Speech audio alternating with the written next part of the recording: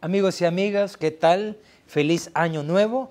Gracias por estar con miradas en este inicio de un nuevo año. Deseamos que este año sea de mucho bien para cada uno de ustedes, para su familia y por supuesto para el país. Hablando del país, queremos comenzar esta edición de Miradas con un programa especial dedicado a compartirles la última encuesta realizada por el Instituto Universitario de Opinión Pública de la UCA, el IUDOP, sobre la valoración que tiene la población del país en el año 2017. ¿Cómo percibe la gente que está en el país al terminar el año 2017? ¿Cómo valora la población la gestión del gobierno? ¿Cómo está la disposición ante el proceso electoral que terminará con las elecciones legislativas y municipales del próximo 4 de marzo? Vamos a compartirles los hallazgos de esta encuesta del IUDOP y para ello contamos con la grata presencia de Janet Aguilar. Ella es la directora del Instituto Universitario de Opinión Pública IUDOP, y también con Manuel Escalante. Él es investigador, un doctor en Derechos Humanos que trabaja en el Instituto de Derechos Humanos de la UCA, el IDUCA. Janet, Manuel, muchísimas gracias por estar en Mirada. Bienvenida y bienvenido. Muchas gracias. Muchas gracias, Omar. Bueno, vamos a comenzar. ¿Qué les parece si comenzamos viendo qué piensa, cómo percibe la gente la situación del país? Vamos a comenzar, por ejemplo, la primera pregunta que queremos compartirles es: ¿qué respondió la gente cuando se le pregunta cuál es, a su juicio, el principal problema que atraviesa el país? La gente opinó, como están viendo ustedes, amigos y amigas, en pantalla, el 54.8% opina que la delincuencia, el 15.2% que la violencia, la economía fue catalogada como el principal problema por el 9.8% de la población, el desempleo por el 6.4%, la pobreza por el 4.2%, las maras por el 3.3%, e igual porcentaje le dio a la corrupción. La siguiente lámina es sobre cómo está la pobreza. ¿Estamos igual, estamos mejor o estamos peor que con respecto al año 2016? El 54.6% de la población, más de la mitad, opinó que la pobreza aumentó en el último año, el 37.9% que la pobreza sigue igual, y solo el 7.5% opina que la pobreza disminuyó. Cuando hacemos la pregunta sobre la situación económica, ahí hay una diferencia, según la encuesta del IUDOP, entre la opinión cuando la pregunta es para la economía familiar y cuando es para la economía del país. El 27.6% opina que su economía familiar empeoró, mientras un 51.4% opina que la economía del país empeoró. Las personas que piensan que la economía familiar sigue igual alcanzaron el 60%, mientras que solo el 42.1% opinó que la economía del país sigue igual. El 12.4% de los encuestados opinó que la economía familiar mejoró y el 6.5% que la economía del país mejoró. Sobre la delincuencia, que es un tema que sigue preocupando a la población, 62.4% piensa que aumentó en el último año, 25.6% que sigue igual y el 12% piensa que la pobreza, la delincuencia disminuyó. Esta opinión de la población tiene su colorario, digamos, cuando uno pregunta en general, ¿cómo ve usted al país? ¿Está igual, mejor o peor que hace un año? En general, sin ningún tema específico. 48.7% lo ve peor que hace un año, 43.7% igual que hace un año y solo el 7.6% lo ve mejor que hace un año. Y esta opinión crítica de la población se extiende también a las perspectivas para el nuevo año. Cuando se le preguntó a la gente cómo cree que va a estar el país el próximo año en términos económicos, 46.2% de la población opinó que va a estar peor, 30.7% que va a estar igual y 13.3% que va a estar mejor. El resto o no respondió o dijo no saber la respuesta a esta pregunta. Janet y Manuel, esta percepción de la gente al valorar la situación del país, ¿qué nos deja a nosotros? ¿Qué nos está diciendo la gente con estos datos? Bueno, yo creo que en términos generales estas valoraciones se inscriben en un deterioro bastante generalizado de las opiniones ciudadanas en torno tanto a la situación general del país como en relación al balance que la gente ha hecho en los últimos años de la situación principalmente de seguridad y en segundo lugar en materia económica. Al cierre del 2017, básicamente la opinión pública está dominada por las percepciones de un deterioro o de una continuidad, es decir, no ha cambiado igual, no ha cambiado nada, ha seguido igual la situación. Esto tanto en materia económica principalmente como en materia de la situación o el balance general de la situación del país. En términos generales lo que vemos es que solo alrededor de un 7% de la gente en muchas de estas áreas advierte una mejoría. Es decir, se ve con escepticismo, hay una evaluación crítica de los ámbitos económicos y de seguridad, pero como ya vimos hay una perspectiva también de escepticismo respecto al futuro económico y también respecto a, vamos a verlo más adelante, a las políticas implementadas. Una de las áreas en materia económica que más se deterioró en relación a hace un año ha sido precisamente las percepciones sobre la pobreza. Estas han sido las que más han aumentado, mientras que en materia de economía familiar, el 60% de la gente considera que siguió igual. Esto, digamos, refleja más bien un comportamiento relativamente constante. La gente suele señalar en materia de su economía familiar, de su economía doméstica, en general que su situación no ha cambiado. No obstante, si vemos un deterioro en materia de las percepciones sobre la marcha de la economía nacional y obviamente el ámbito, digamos, que reúne las valoraciones más críticas, como ya lo señalabas tú, es precisamente lo relacionado con la delincuencia. 2 de cada 3 consultados a nivel nacional consideran que la criminalidad aumentó en el país durante el año 2017. Esto contrasta con la apreciación positiva, con el balance favorable que hacen las instancias de seguridad y el gobierno central en términos de los logros, ¿verdad?, en materia de seguridad pública. Y obviamente contrasta fuertemente con las percepciones de la ciudadanía, que no solo no reconoce logros, sino más bien señala en un alto porcentaje que la situación ha empeorado. Manuel, cuando uno ve la encuesta, los números de la encuesta, dice, ¿qué opinión más crítica tiene la gente? Quizás una de las más críticas en las encuestas. Y hasta hay gente que puede pensar una opinión pesimista o negativa de la situación del país. ¿Así ve la gente cómo está el país en este momento? Sí, yo creo que esa es una conclusión que se saca a todas luces de este resultado, ¿no? Cuanto menos estamos estancados como país, ¿no? Tanto en tema y sobre todo en cuanto al combate de aquellos grandes problemas que se afligen, ¿no?, como el tema de la seguridad o la violencia y el tema económico, ¿no? Digo, estamos estancados, pero y todo tiende hacia el pesimismo, ¿no? O sea, es decir, seguimos igual, pero mal. No es que estamos igual, pero en un factor de estar mejor, ¿no? Y yo quiero también traer a cuenta un elemento que usualmente se pierde, creo, en estos análisis de estar viendo el cierre del año, y es que el 2017 estábamos celebrando el 25 aniversario de los acuerdos de paz. O sea, es decir, era un año de celebración, era un año de traer a cuenta, sobre todo porque las élites políticas, económicas y sociales se pasaron todo el primer semestre del año celebrando a pompo y platillo que habíamos llegado a la paz, ¿no? Pero estamos en un contexto de paz militar, podríamos decir, porque hay un conflicto armado abierto.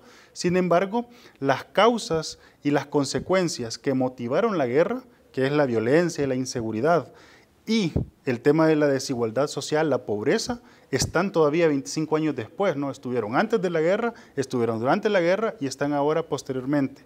Y esto también se suma a un elemento que imagino que se verá un poco en detalle más adelante, que es en la pérdida de confianza, de credibilidad en las instituciones públicas, ¿no? Que en lugar también, o sea, estamos entrando en un momento de pesimismo frente a las acciones concretas o a la situación real que tenemos como sociedad y frente también a una desesperanza porque no vemos unas instituciones públicas capaces de podernos dar por lo menos un panorama futuro de corto o mediano plazo de mejoría, ¿no? Entonces, se está en una situación también complicada en cuanto al tema de, desde mi punto de vista, que nos estamos alorillando quizás a comenzar a ver una situación con mayor fuerza del sálvese quien pueda, ¿no? O sea, es decir, al final la sociedad entrando en una situación de mucho pesimismo, de mucha desesperanza, con un grupo de instituciones públicas que no están sabiendo responder a estas necesidades. Muy bien, Janet, sabemos que las encuestas miden percepción, es decir, una dimensión subjetiva, como la gente ve la realidad, y otra cosa distinta es la realidad. Pero la percepción de la gente es bastante crítica, una situación difícil. ¿Por qué la población en general tiene esta percepción o a qué se le atribuye? Por ejemplo, lo que pusiste, si uno pregunta cómo está su economía familiar, 60% dice que igual, es decir, no ha mejorado pero no ha empeorado. Cuando uno pregunta por el país, se dispara el porcentaje que dice que está peor. ¿En qué radica o a qué se debe esta percepción más crítica, más negativa de la gente con respecto a la realidad del país? Yo creo que este balance tan crítico que prevalece a finales de 2017, que sin duda no es nuevo, porque hemos venido más bien de un deterioro de la evaluación ciudadana de ámbitos fundamentales de la vida nacional, también está relacionado precisamente no solo con la agudización de muchos de los graves problemas que el país enfrenta, sino con el escepticismo respecto a las políticas precisamente para encarar estos problemas, las políticas gubernamentales o desarrolladas por las instancias responsables, pero además básicamente el descrédito de las instituciones y una percepción de la poca capacidad, en este caso del gobierno central y de los órganos de Estado, para proteger o garantizar estos derechos fundamentales como la seguridad, el acceso a una vida digna, el acceso a un empleo. Creo que la gente, los salvadoreños y salvadoreñas nos hemos caracterizado a lo largo de nuestra historia por ser excesivamente pacientes. Y de alguna manera, a partir del ciclo político 2009, digamos, ya veníamos de una situación de deterioro bastante fuerte, pero se generó un clima de esperanza, un clima de ilusión respecto a esta posibilidad del cambio, y de hecho, digamos, el gran mensaje fue finalmente existe la posibilidad o se allana el camino para que el país avance por el esperado cambio, pero ese cambio no llegó y todo lo contrario, vimos que a partir del ciclo político 2009 la situación se ha complejizado muchísimo más, sobre todo en materia de seguridad, y sin duda hay un clima de polarización muy fuerte que además no adelanta perspectivas positivas en términos de la capacidad de las instancias políticas, de los órganos de representación y de nuestros representantes de dar soluciones efectivas a la ciudadanía. Entonces, digamos, aunado al deterioro de estos graves problemas nacionales, al tema de todos los esfuerzos que la gente hace para sobrevivir en materia económica, se suma el tema de digamos, los diversos riesgos que la gente enfrenta a diario para salvaguardar su vida. La gente está viendo instituciones que no responden a sus demandas, que no responden a sus intereses, pero además hay una evaluación bastante crítica respecto a la poca capacidad del gobierno central para encarar estos problemas. En este contexto es esperado que haya más escepticismo, más pesimismo, tanto respecto al futuro como respecto a, digamos, la posibilidad de que esta situación mejore en el corto plazo. Bueno, Janet ya entró al campo de la responsabilidad o de las causas por qué esta percepción crítica negativa de la gente. Usted, amigo y amiga, puede ver en la pantalla que cuando se le pregunta a la gente cómo está gobernando el presidente Sánchez Serén, la población es bien crítica también. Más del 60 al 67% piensa que está gobernando mal. apenas un 16.4% piensa que está gobernando bien. Cuando le preguntamos o cuando comparamos este porcentaje con otras evaluaciones del año 2014, como usted ve en pantalla, del año 2015 y del año 2016, nos podemos dar cuenta que la opinión con respecto al desempeño del gobierno de Salvador Sánchez Serén ha ido decreciendo, ha ido erosionándose, por lo menos en la percepción de la población. Ha aumentado el porcentaje de personas que piensan que gobierna mal y ha disminuido el porcentaje de personas que piensan que está gobernando bien. Cuando a la gente le preguntamos, sobre todo preguntas relacionadas a la situación de seguridad o de inseguridad, la gente se vuelve muy crítica, ¿verdad? Por ejemplo, usted puede ver en la pantalla, cuando le preguntamos a la gente si cree que el despliegue de tanquetas y soldados en las calles del país reduce el crimen, la gente es bastante negativa.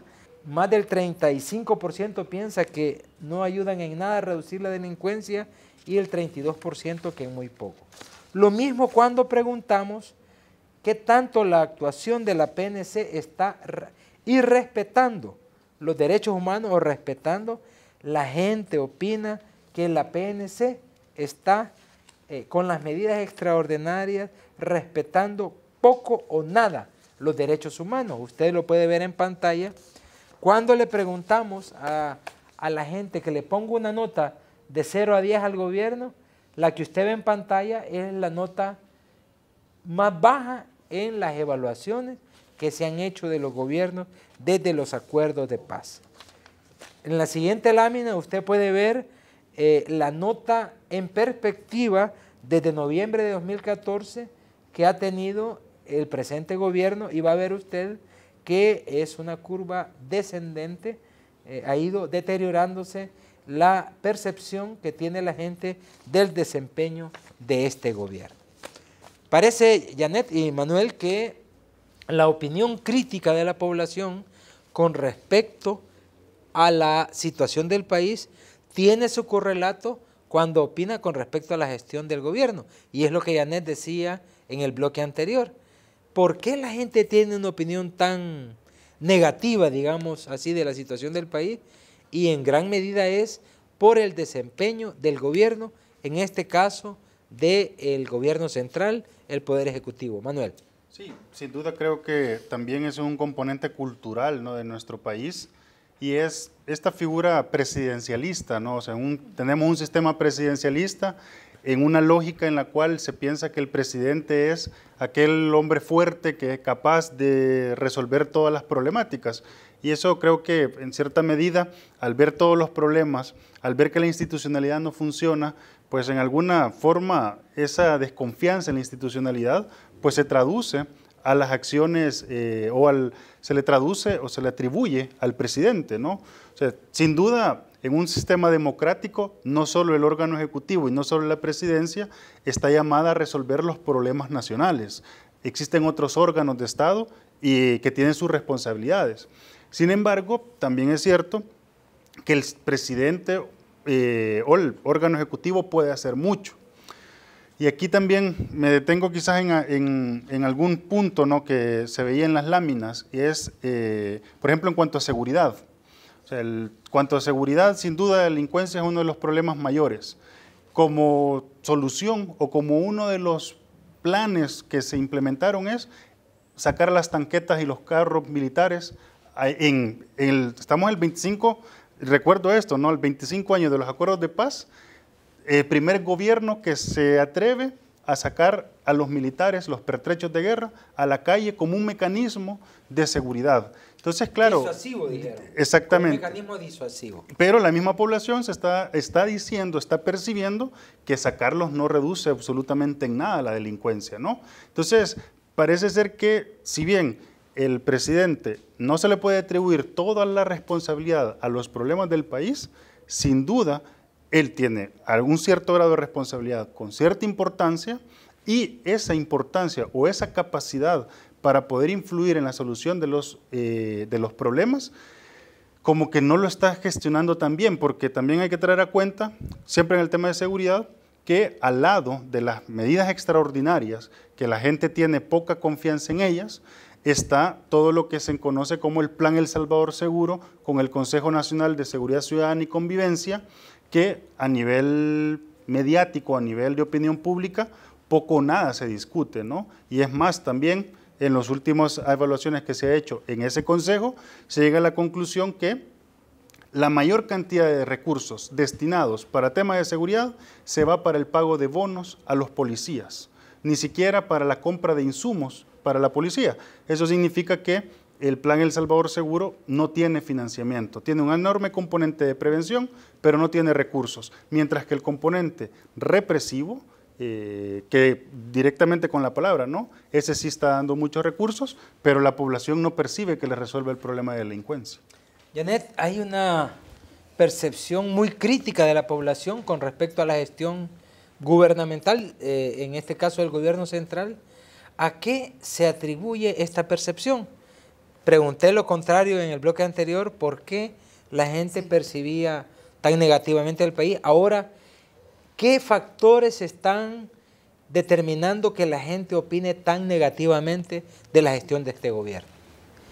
Bueno, digamos, cuando hacemos el análisis de qué variables están incidiendo de manera más decisiva en este resultado, sin duda el tema de seguridad y las opiniones sobre la marcha de la economía del país tienen un peso importante.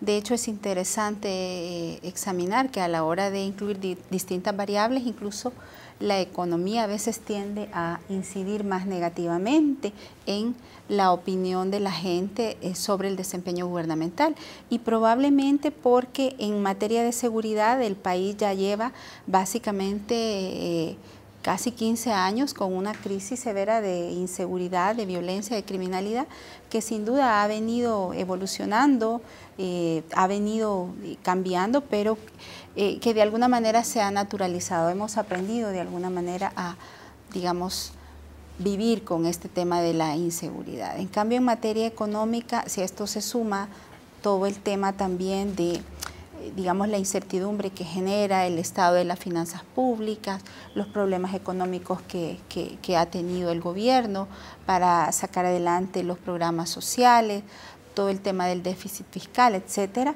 de alguna manera pues se vuelve en un elemento de incertidumbre y que se traduce fundamentalmente o que se refleja en una evaluación negativa del gobierno.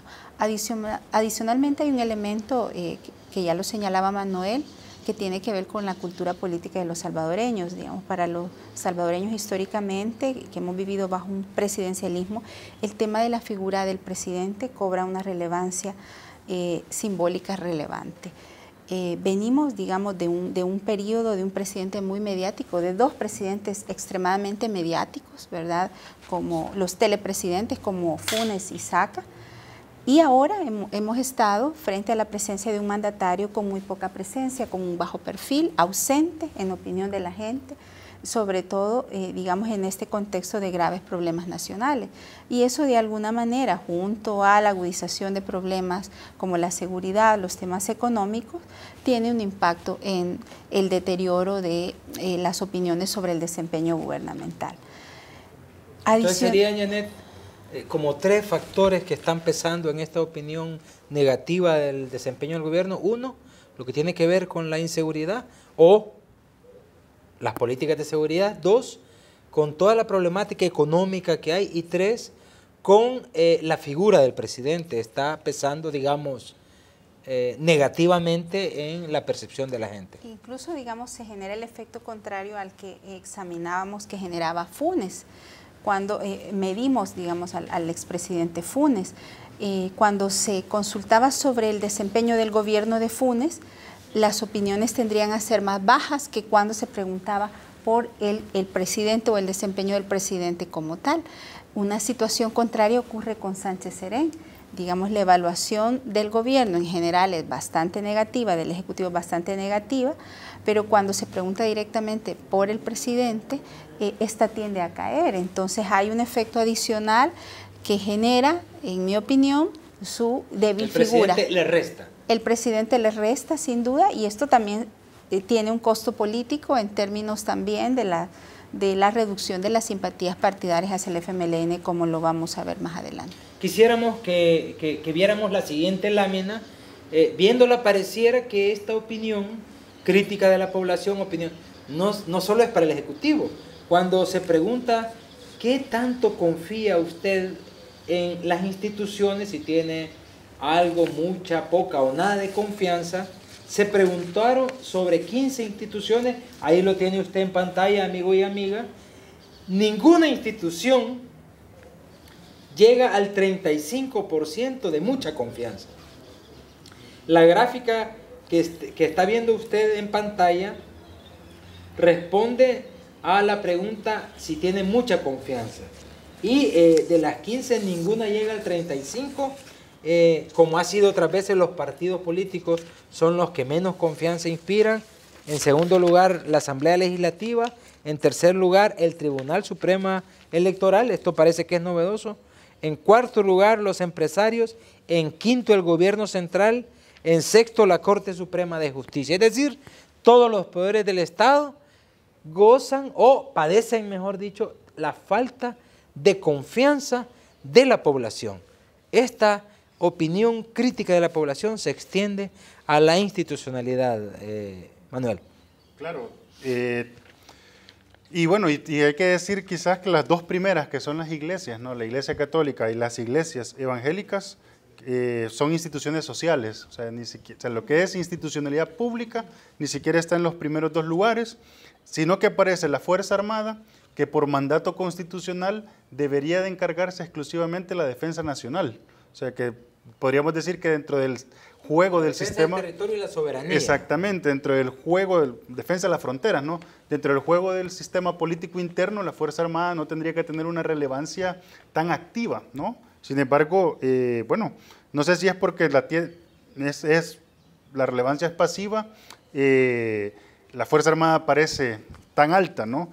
Pero yo quería traer también a cuenta de esta diapositiva, ¿no? Un elemento, y es el Tribunal Supremo Electoral, la Asamblea Legislativa y los partidos políticos, las tres instituciones que son públicas, con menos relevancia, con menos confianza ante la opinión pública. Dentro de un par de meses vamos a estar eligiendo a estas personas, ¿no? O sea, vamos a estar eligiendo de partidos políticos, vamos a estar eligiendo diputados, y la autoridad encargada es el Tribunal Supremo Electoral. O sea que también las instituciones... Y hay poca confianza en esta Exactamente. Entonces, este tema pues, no solamente es con respecto al órgano ejecutivo, sino que se traslada a otros órganos que quizás no es tan permanente su función, como puede ser el Tribunal Supremo Electoral, pero cuando lo es para momentos de suma importancia, ¿no? Bueno, ya que Manuel empezó a hablar de las elecciones, en el próximo bloque vamos a abordar qué piensa la gente, o mejor dicho, cuál es la disposición de la gente con respecto al proceso electoral. ¿Cómo está viendo usted, amigo y amiga, y mucha gente en el país, esto de las elecciones del 4 de marzo? No se vayan, ya volvemos.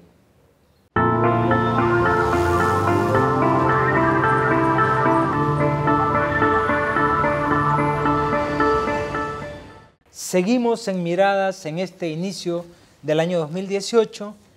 Gracias por estar con nosotros. Estamos compartiendo la última encuesta del YUDOP de la UCA. Está con nosotros Janet Aguilar, directora del YUDOP, y Manuel Escalante, investigador, especialista en derechos humanos del IDUCA. ¿Cómo esta opinión o esta percepción crítica de la gente se refleja en el proceso electoral? Vamos a compartir algunas de las láminas de esta encuesta, porque son muchísimas más, que usted podrá verlas, le vamos a decir después dónde. Cuando le preguntamos a la gente qué tan interesada está en la campaña electoral, vea usted las respuestas, nada y poco interesado es la mayoría de la población. Acabamos de ver que la gente confía poco en el Tribunal Supremo Electoral, y aquí quizá tenga que ver que la gente esté poco o nada interesada en la campaña.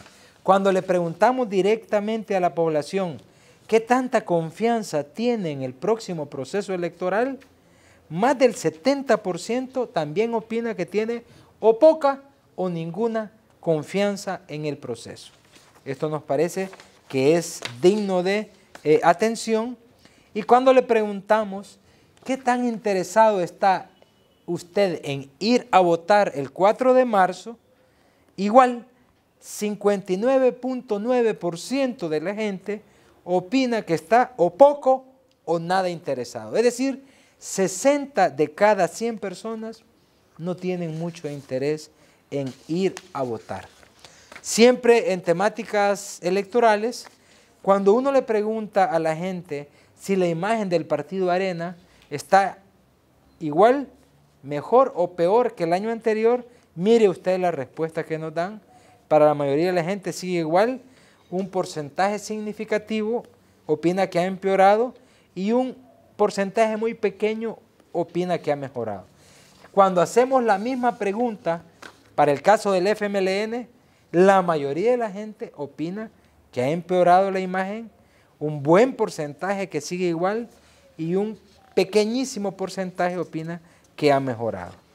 En materia electoral también le preguntamos a la gente por cuál partido usted nunca votaría. Vea usted la respuesta de la gente en la pantalla.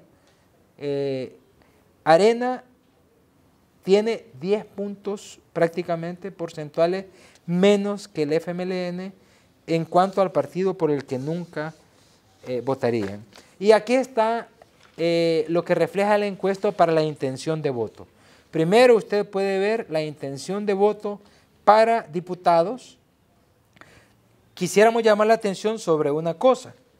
El mayor porcentaje en esta lámina lo saca la gente que no respondió o que dice que su voto es secreto. Casi 40 de cada 100. La siguiente lámina refleja o responde a la pregunta ¿por cuál partido votaría usted para elecciones municipales? Ahí tiene usted la gráfica, siempre Arena aventaja al FMLN y el porcentaje de los que no saben se reduce. Hay más gente que vota para elecciones municipales que legislativas. Hay una constancia, Janet, en esta percepción crítica de la gente en el campo electoral. Sí, bueno, efectivamente, lo que vemos es nuevamente un deterioro, una erosión del interés de la gente por los próximos comicios. En términos generales, esta encuesta muestra que, digamos, esos niveles de desafección, que nuevamente no son recientes, que ya eran elevados y que lo hemos podido medir a lo largo de distintos sondeos de opinión pública, sobre todo en periodos electorales, se ha agudizado. Vemos, por ejemplo, con preocupación que 67% de la gente dice estar poco o nada interesado en la próxima campaña electoral.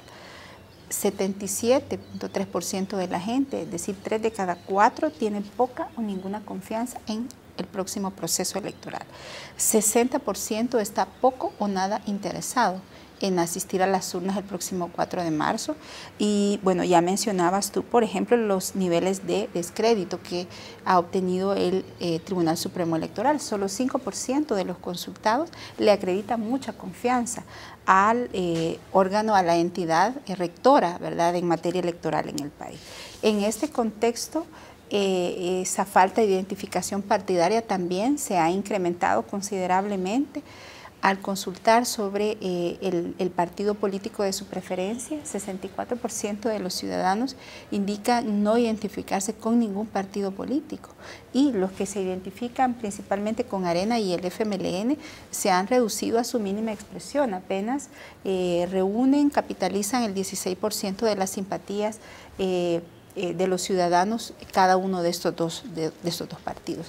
En este contexto, bueno, de descontento, de descrédito de las instituciones, de desencanto con sus órganos de representación, principalmente los partidos políticos, la Asamblea Legislativa, el órgano ejecutivo y también la Corte Suprema de Justicia, parece ser que el mecanismo de la elección, el mecanismo por antonomasia de representación en una democracia representativa que tenemos los salvadoreños, también se está debilitando, en tanto la gente ha perdido el interés y eso eventualmente se podría traducir en altos niveles de abstencionismo en las próximas elecciones, lo cual también sería lamentable porque finalmente serían los militantes de los partidos políticos o el voto duro de los dos partidos grandes los que terminarían, en este caso alrededor de un 32%, ¿verdad?, de la población adulta, terminarían definiendo el futuro político del país en materia legislativa y municipal.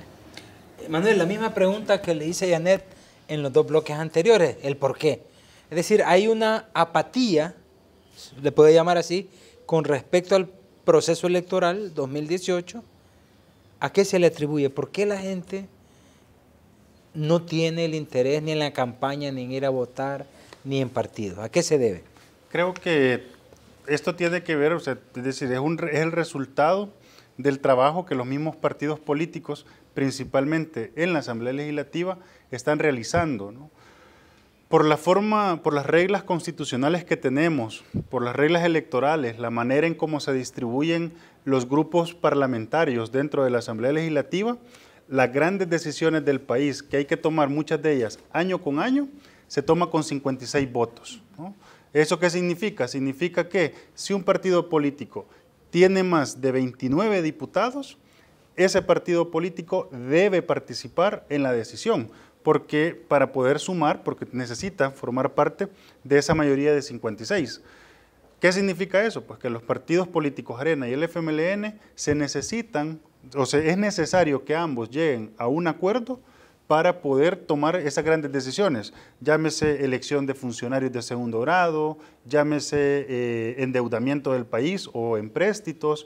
O sea, y entonces, claro, si nosotros vamos viendo la forma en cómo se han ido tomando las últimas decisiones, o se toman a última hora, o se toman cuando la fecha límite ya ha pasado, recordémonos el tema de las pensiones, ¿no?, el tema de los impagos, o se terminan tomando en casa presidencial a puerta cerrada.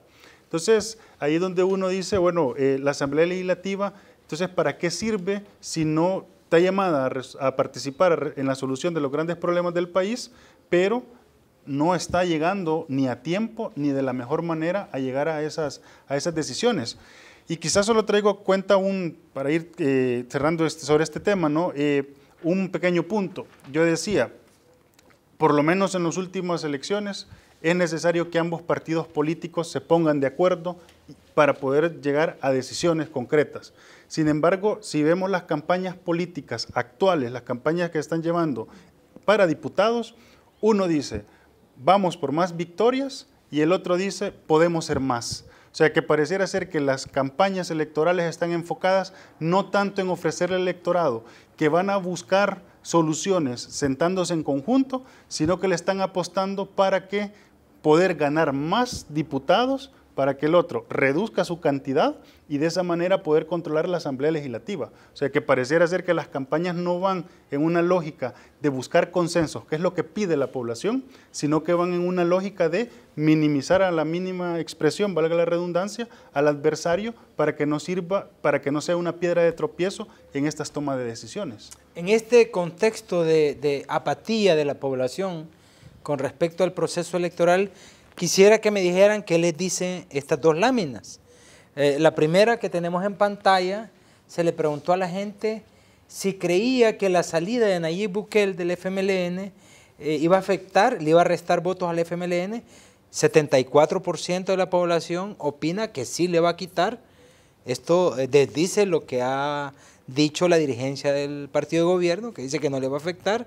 La segunda lámina que usted tiene en pantalla, amigo y amiga, obedece a la pregunta de si respaldaría usted la candidatura de Nayib Bukele para la presidencia en una plataforma o en un partido distinto del FMLN.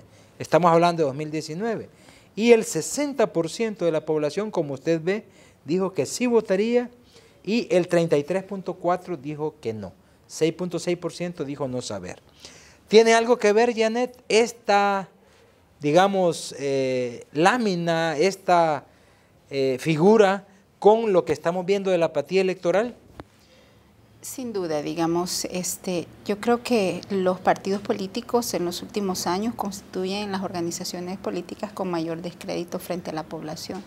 y precisamente ante la incapacidad que han tenido para responder a las demandas ciudadanas, para canalizar los intereses de sus representados, contrario a ellos se han vuelto organizaciones cada vez más pétreas, más monolíticas, más cerradas, menos transparentes, más jerárquicas. Y en este caso, tanto Arena como el FMLN son muy similares.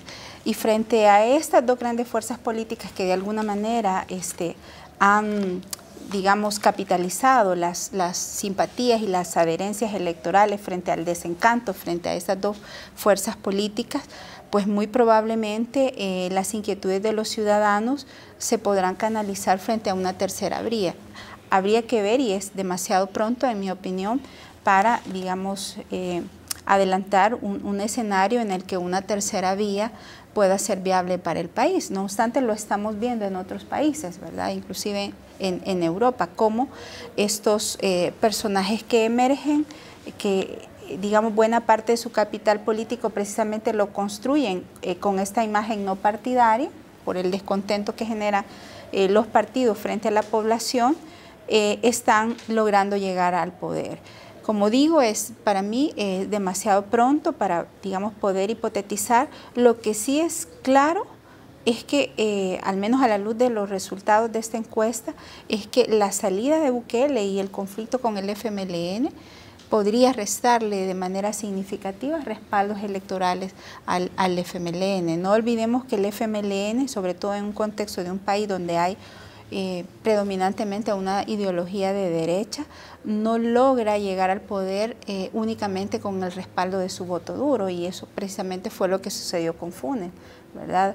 El FMLN logra llegar al Ejecutivo, digamos, con Funes a cargo, precisamente porque logró generar o conquistar adherencias que no provenían del partido, pero además gente de centro que de alguna manera también estaba descontento, y de derecha, que estaba descontento con Arena. Entonces, creería yo que de igual manera, sobre todo en este contexto de fuerte desgaste del partido, la imagen del partido, comparando los datos de la encuesta, por ejemplo, de noviembre de 2014, los que señalan que la imagen del FMLN se ha deteriorado, ha empeorado, ha crecido en 25 puntos porcentuales. Entonces, en ese contexto, pues, cabe esa posibilidad y, como digo, es demasiado pronto. Vamos a ver, digamos, qué sucede de aquí a un año, cómo se van configurando las candidaturas de cada una de las fuerzas políticas, pero sin duda que creo yo que Bukele, pese a que no tiene una base partidaria, tiene el respaldo de un importante segmento de la población que eventualmente podría respaldarle. Muy bien, tenemos muy poco tiempo, Manuel y Janet. Hay una opinión muy crítica de la población con respecto a la situación del país, con respecto a la gestión gubernamental, con respecto a la institucionalidad en general, con respecto a los partidos políticos. ¿Qué mensaje nos deja esta encuesta y qué mensaje queremos dar nosotros a la población, al gobierno, a los partidos, al Tribunal Supremo Electoral? Muy brevemente, Manuel. Yo lo resumiría en que es necesario poner las barbas en remojo en este momento. Es decir, revisar realmente a estos actores, ¿no?, principales del sistema político, comenzar a revisar la forma en cómo gobiernan. Todos coinciden en que quieren el bien del país. Sin embargo, a la hora de tomar decisiones y realizar acciones, pues ahí se traban y muchas de las cosas al final salen, pero porque lo hicieron a espaldas de la población en algún lugar cerrado, ¿no? También terminar diciendo que, o recordando que en estas elecciones es quizás la primera en la cual el cuerpo electoral, la mayor cantidad de miembros del cuerpo electoral nacieron después de los acuerdos de paz. O sea que en este momento es la minoría todas aquellas personas que o vivieron antes de la guerra o durante la guerra. Entonces es momento para que nuestro sistema político pues lo actualicemos, ¿no? ¿Janet? Bueno, yo creo que en términos generales, de cara al próximo proceso electoral, animar a la gente a votar, a participar políticamente como salvadoreños. Es por antonomasia el único mecanismo que tenemos para incidir en nuestro futuro político. Yo creo que no podemos permitir que una minoría decida por la mayoría, sobre todo a la luz de nuevos mecanismos de representación como las listas abiertas, los candidatos no partidarios, que en realidad, bueno, van a ser muy pocos por lo visto en esta elección. Entiendo que solo uno logró entrar, digamos, a la competencia legislativa.